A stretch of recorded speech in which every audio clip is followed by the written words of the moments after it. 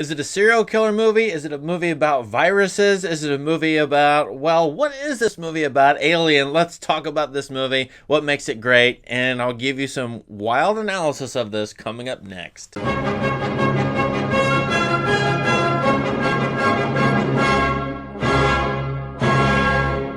Alien, of course, is 1979, Ridley Scott's second movie. It's a very famous science fiction movie. This movie is in the wake of Star Wars, 1977, I think 2001: A Space Odyssey, 1968. You should keep those two movies in mind when you watch this, certainly 2001: A Space Odyssey. I know there are umpteen thousand videos on this, a lot of analysis on the internet. I'm going to give you my own wild takes on this, and I'm going to say maybe some not so obvious things about this. Let's go. I know this is a science fictional movie, but this movie comes out in an era of paranoid conspiracy thrillers, political thrillers in the United States. Think about The Parallax View, All the President's Men, Soylent Green, science fiction movie. Conversation, I think Chinatown has deep conspiracies in it. Now this movie, well, the heart of it, what makes the plot go, is the conspiracy of the corporation, the unknown corporation we never see, which forces the ship to go to the planet and find the organisms and uses the android Ash in order to do its nefarious deeds. The characters do not know they're being manipulated, used as bait, and they don't know the corporation is willing to kill them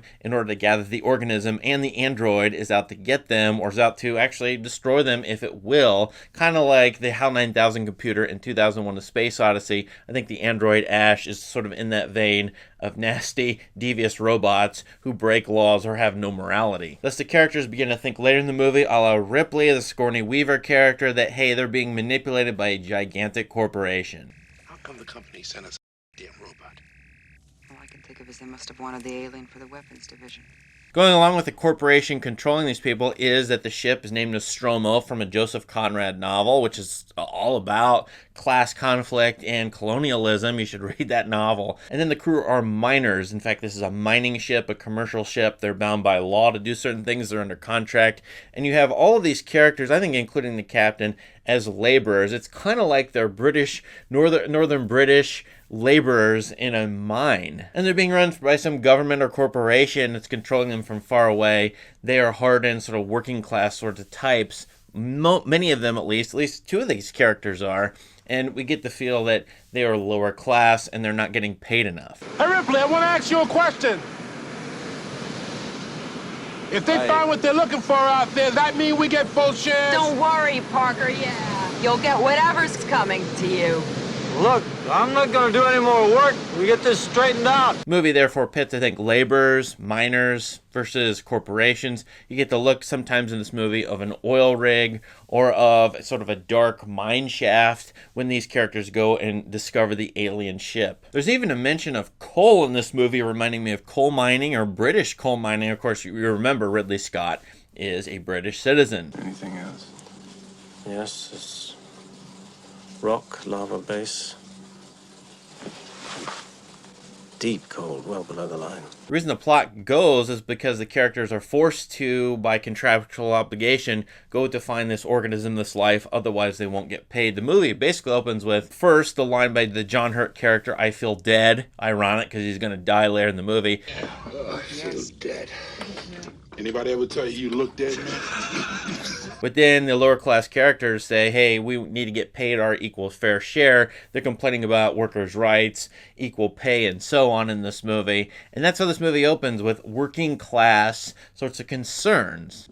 I think we ought to discuss the bonus situation. Right. Brett and I, we deserve full shares, right, Right. baby? You see, Mr. Park and I feel that the bonus situation has never been on an equitable level. Well, you get what you contracted for like everybody else. Yes, but everybody else gets more than us. And it turns out because the android Ash is acting on behalf of the corporation and working perhaps to harm the laborers in this movie, we had sort of the computer systems, the mothership, and Ash versus these ordinary humans, these laborers, as it were, and we're pitting these two together with the corporation in control of everything. And I think the paranoia, the conspiracy, the politics, the class concerns all sort of give way to something later in the movie, or they're part of this, which is the infectious disease story, which I think this movie is about. Listen to me. If we break quarantine, we could all die. Look, could you open the damn hatch? We have to get him inside.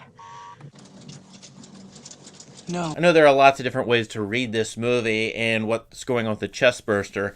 I choose to think of this as an infectious disease tale, sort of a proxy for worries about parasites, virus, and other diseases, a la like F.W. Murnau's Nosferatu, a vampire movie which I read as infectious disease story. I think a lot of those stories, including the original Dracula by Bram Stoker, is partly about diseases, worries about pandemics and diseases being spread all over the world. But I think Alien is about that too. For one, the ship is a mother ship. It's a spaceship that's protecting them from an environment. It is, as a number of science fiction ships are, wombs that hold and control their babies and feed their babies, which are the human beings, from the nasty outside dark nothingness of space. The ship's computer is even called Mother. You got a couple scenes where it looks like they're in a womb of a sort. They're being protected.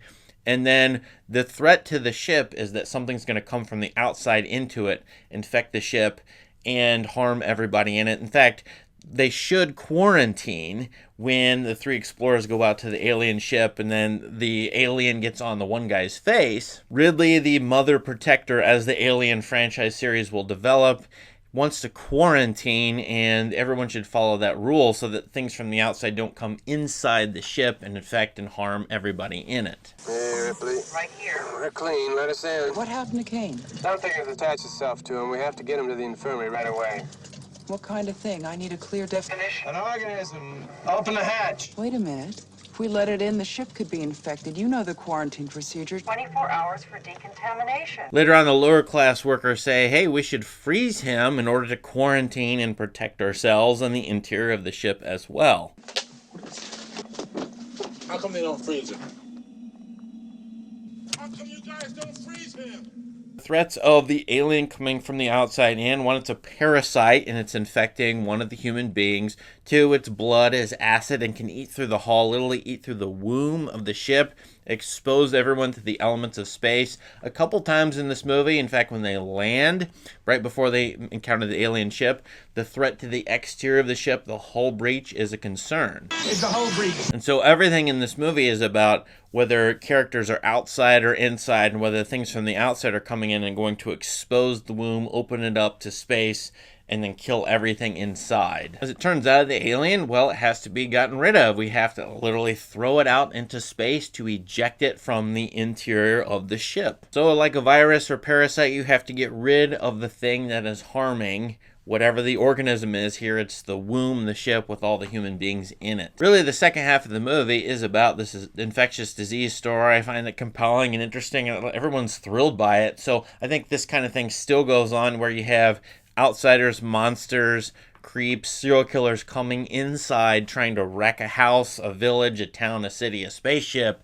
and then the need is to kill it off or to exterminate it or to kick it out of the place where it is invaded. As far as what makes this movie great, Ridley Scott's direction is great. The soundscape is absolutely wonderful here. Great score. And of course, I think Geiger's art is great, involving the alien and everything involved the ship. The wonder sweep of this movie is great. It obviously spawned a lot of sequels, but just the to try to imagine what has happened in this story, what's come before, how the alien has developed or evolved, and so on. There are a lot of different ideas, a lot of wonder that this movie can generate. Even though it's supposed to be a scary sort of serial killer story, it has sort of a really an intrigue to it, and it generates a lot of positive scientific thoughts. Like, where did this alien come from? How could it evolve?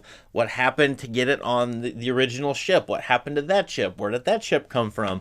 All kinds of great science fiction questions like that. What do you think about Alien? It is over 40 years old. Does it hold up for you or not? Or does it just look too old now? What do you think of this movie? What do you think of this analysis? Let us know in the comments. Please subscribe to this channel for more great content. Thanks and have a great day.